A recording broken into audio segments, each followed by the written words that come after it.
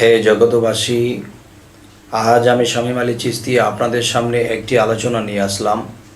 সে আলোচনাটি হলো যে আমরা এই পৃথিবীতে এসেছি, তো আমরা ছোটোবেলা থেকে একটা জিনিস দেখেছি, বাবা মা ছোটোবেলায় কানের গোড়ায় বলতো, বাবা উঠে পড়ো, লেখাপড়া করতে হবে, লেখাপড়া করে যে গাড়ি ঘোড়া চড়ে সে। কিন্তু এই কথাটি এক সময় বলতো, কিন্তু এখন তেমন একটা বলা দেখা যায় না। তবে এই কথাটি বলার উদ্দেশ্য হলো যে বাচ্চাদের কানে যখন বলা হলো যে গাড়ি ঘোড়া চড়তে হলে, প্লেনে চড়তে হলে বা এই জজ ব্যারিস্টার হইতে হলে আমাদের লেখাপড়া করতে হবে।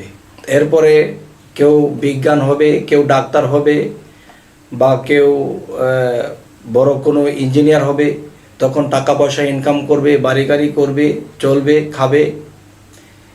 এই একটা স্তর। তাহলে মূলত আমরা কি এই পৃথিবীতে বাড়িঘড়ি করব এবং ভালো চলবো, ভালো খাবো, ইঞ্জিনিয়ার হব, এটাই কি আমাদের মূল উদ্দেশ্য, নাকি আর কোনো উদ্দেশ্য আছে? তবে কোরআন মতে যদি উদ্দেশ্য খুঁজতে যাই, তাহলে সে উদ্দেশ্যটা আমরা একটু পাই। সেটা কোথায়? সেটা হলো, যেমন আল্লাহ কি বলেছে, ওয়াল্লাযী খালাকাল মাউতা ওয়াল হায়াতা লিয়াবলুওয়াকুম আইয়ুকুম আহসানু আমালা ওয়া হুয়াল আজিজুল গাফুর। অর্থাৎ আল্লাহ বলতেছে যে আমি মানুষের মৃত্যু ও জীবন সৃষ্টি করিয়াছি পরীক্ষা করার জন্য, তোমাদের মধ্যে কে কর্মে উত্তম, তিনিই পরাক্রমশালী এবং ক্ষমাশীল। হে জগতবাসী, আজকের যে কথাটি, সে কথাটি হলো যে আমরা এই পৃথিবীতে এসেছি যে আমার দ্বারা যেন কোনো মানুষের ক্ষতি না হয় এবং মানুষের যেন উপকার হয়, মানুষ যেন আল্লাহর পথে উপরে যেতে পারে এবং আমিও যেন আল্লাহর পথে থাকি, এবং মানুষের উপকার করে জীবনে অনেক দুঃখ কষ্ট অতিক্রম করে আমরা এমন কিছু শিক্ষা পেয়ে যাব এবং এমন কিছু শিক্ষা দিয়ে যাব, যেই শিক্ষাগুলো পেলে মানুষ আল্লাহর পথে থাকে, সুপথে থাকে। এ হলো আমাদের যে মূল উদ্দেশ্য। কোরআনে আল্লাহ যেটা বলেছেন, আমি মানুষের মৃত্যু ও জীবন সৃষ্টি করিয়াছি পরীক্ষা করার জন্য। তাহলে আমরা এটা কি করতেছি?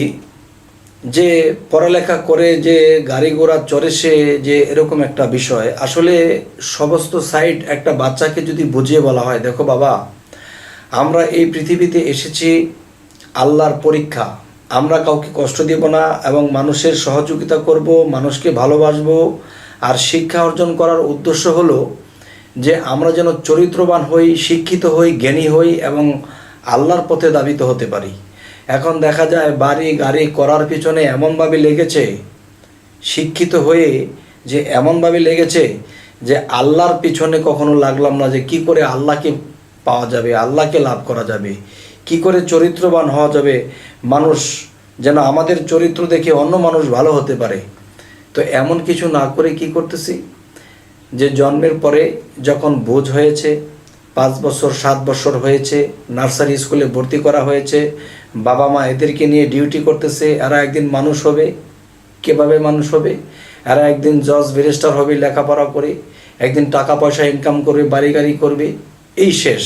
কিন্তু ওই শিক্ষাগুলো দেওয়া হয় না যে আমরা পৃথিবীতে এসেছি আল্লাহর পরীক্ষা পাশ করব, এরপর আমরা যেই রুহানি জগৎ থেকে আমরা এই পৃথিবীতে এসেছিলাম আবার সেই রুহানি জগতে চলে যাব, এবং যদি নিজেকে পূর্ণ পবিত্র করতে পারি, তাহলে আল্লাহ মহাপবিত্র, সেই পবিত্রর সাথে একদিন আমরা মিশতে পারবো। এখন পৃথিবীতে এসে কি করেছি?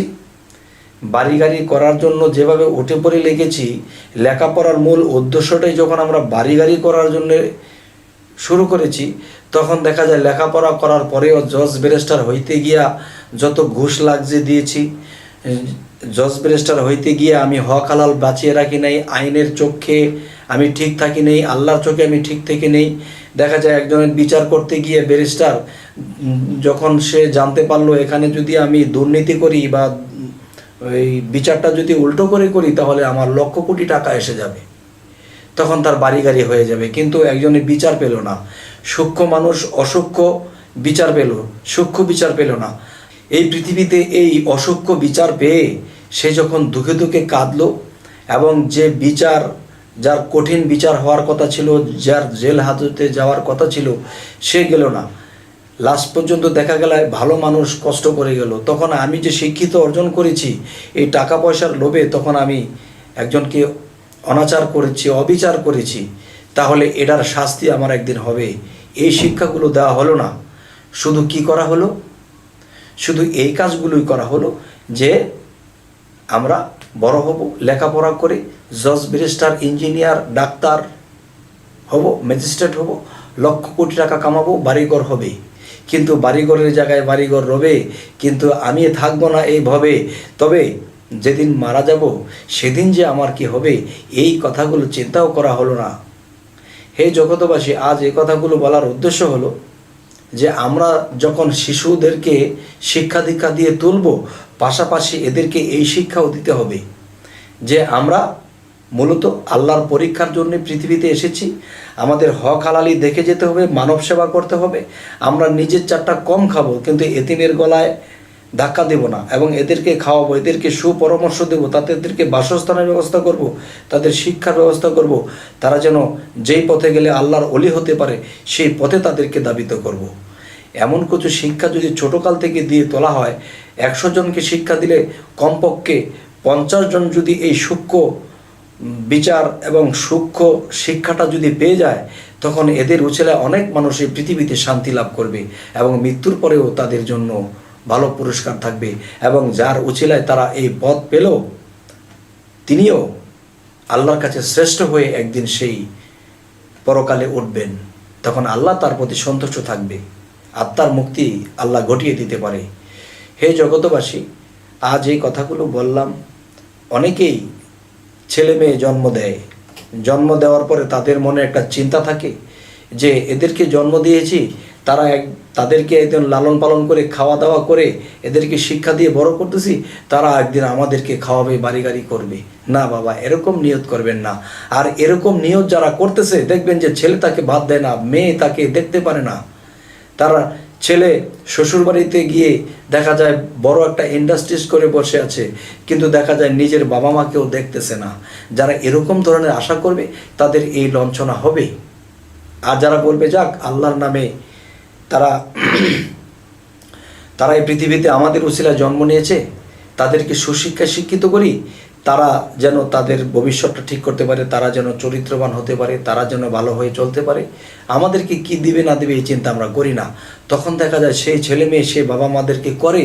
আর যারা আশা করে বসে আছে ছেলে মেয়ে আমাদেরকে একদিন দেখবে, তাদেরকে একদিন দেখবে না, তাদেরকে দূরে ফিকে ফেলে দেবে। যাই হোক, হে জগতবাসী, আজ এই কথাগুলো বলেই রাখছি। তবে আমাদের এই চ্যানেলের কথা যদি আপনাদের ভালো লাগে, তবে অবশ্যই সাবস্ক্রাইব করবেন, যেন আমাদের বাকি ভিডিওগুলো আপনাদের সামনে পৌঁছে যায়। তবে আজ এই বলেই রাখছি, সকলেই ভালো থাকবেন। আল্লাহ হাফিজ।